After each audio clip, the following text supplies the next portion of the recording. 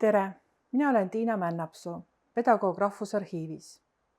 See lühike video on alustajale, arhiivi kasutajale selleks, et ta teaks, mis asutus on Rahvusarhiiv, kuidas meie materjalid on süstematiseeritud, millist terminoloogiat me kasutame, mida need arhiivi spetsiifilised sõnad tähendavad. Nendest teadmistest on kindlasti palju abi, kui te hakkate tutvuma meie teiste õppematerjalide ja andmebaasidega. Eesti Rahvusarhiiv on Eesti suurim avalik arhiiv. Peale meie on veel 2 suurt avalikku arhiivi, Tallinna linnaarhiiv ja Narva linnaarhiiv. Need on eraldiseisvad asutused, kuid mingil määral on nad oma materjalid meie andmebaasidesse sisestanud. Rahvusarhiivil on hooned, see tähendab siis hoidlad ja uurimissaalid 4 erinevas linnas. Tallinnas, Tartus, Rakveres ja Valgas. Rahvusarhiiv kogub eraisikutelt ja asutustelt dokumente, millele on antud arhiivi väärtus. Kõiki dokumente, mis tekivad asutuste ja isikute juures, me arhiivi vastu ei võta. Selle valiku jaoks on omad kriteeriumid, millel me praegu täpsemalt ei peatu. Dokumenti, millele on antud arhiivi väärtus, nimetatakse arhivaaliks. Arhivaalid on koondatud säilikutesse. Säilikul on pealkiri ja number. Pealkiri annab meile infot selle kohta, mis materjal säilikus sees on, ja number on osa leidandmetest vanaterminiga viitekoodist. Tänase seisuga aastal 2024 on Rahvusarhiivis umbes 11 miljonit säilikut. Säilikud kuuluvad asutuse või eraisiku arhiivi ehk arhiivifondi. Arhiivifonde on Rahvusarhiivis umbes 15 000. Ka igal arhiivifondil on pealkiri ehk tähis, mis koosneb tähekombinatsioonist ja numbritest. Näiteks Haridusministeeriumi fondi tähis on ERA.1108, Tartu Ülikooli arhiivifondi tähis on EAA.2100, Jaan Poska arhiivifondi tähis on ERA.944. Arhiivifondi kuuluvad säilikud on kantud nimistutesse. Ka nimistul on number. Nimistud võib olla 1, kui on tegemist väikese fondiga. Nimistud võib olla 2 või 3 või kas või 23. Sõltub, kui palju materjali eri aegadel on asutuses tekkinud, kui palju on arhiivi jõudnud. Näiteks Tartu Ringkonnakohtu fondis on üle 35 000 säiliku, samas kui Raimond Valgre fondis on neid 14. Vaatame nüüd lähemalt ühte säilikut ja selle andmeid. Säilik, mis on pärit Haridusministeeriumi fondist. Säiliku pealkiri on teated kooliruumide kohta Harjumaa algkoolidest.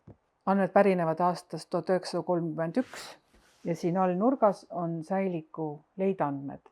Fondinumber, nimistunumber, säilikunumber. Arhiivifondi tähistes võib neid tähekombinatsiooni olla paarkümmend erinevat. Need on oluline osa säiliku leidandmetest. Kohe selgitan, miks. Selleks vaatame korraks Rahvusarhiivi ajalukku.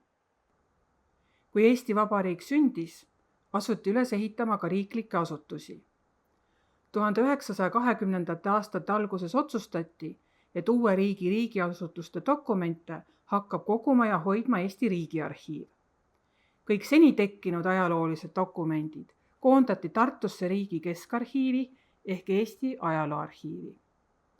Aja jooksul moodustati veel erinevaid arhiive, näiteks Eesti Riigiarhiivi filiaal ehk parteiarhiiv, Eesti Filmiarhiiv, oli Läänemaa arhiiv, Lääne-Virumaa arhiiv ja nii edasi. Nõukogude ajal oli igas rajoonis ehk hilisemas maakonnas arhiiv. Eesti Vabariigi taasiseseisvumise järgselt hakati arhiivide vahelist koostööd suurendama ja lõpuks 1999. aastal alustas tööd Rahvusarhiiv, kuhu koondati kõik eelpool loetletud arhiivid. Eesti Riigiarhiivis oli olemas fond numbriga 1, mis on politseitalituse fond. Samuti oli ajalooarhiivis olemas fond numbriga 1, mis on Eestimaa Rootsi-aegse kindralkuberneri arhiivifond. Ja Eesti Riigiarhiivi filiaalis oli fond numbriga 1, Eestimaa Kommunistliku Partei Keskkomitee arhiivifond. Seega on need tähekombinatsioonid leideandmetes olulised, sest nende taga on erinevad arhiivifondid. Ja näiteks on politseitalituse fondis nimistus number 2, säilik 34, mille pealkiri on kirjavahetus isikute ja asutustega välispasside väljaandmise asjus aastast 1925. Ja need 3 numbrit koos tähtedega ongi leideandmed, mille järgi miljonite säilikute seast leida üles see üks ja ainus. Need on nagu meie isikukood, mis ei muutu. Rahvusarhiivi kodulehel olevates juhendites ja andmebaasides, ka trükitud kirjanduses, võite te kohata mõlemad terminit, leideandmed ja vana terminit viitekood, aga teie siis teate, et jutt käib ikka sellest ühest ja samast tähtedest ja numbritest koosnevast unikaalsest kombinatsioonist.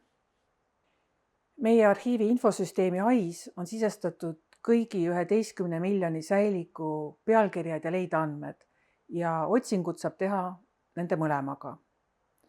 Soovi korral saate vaadata põhjalikku õppevideot AIS-i kasutamisest, mille lingi leiate käesoleva video alt. Kindlasti tutvuge ka meie teiste õppematerjalidega, mis on saadaval Rahvusarhiivi kodulehel ja YouTube'i kanalil. Soovin teile edukat Rahvusarhiivi andmebaaside kasutamist ja põnevaid leide. Aitäh vaatamast!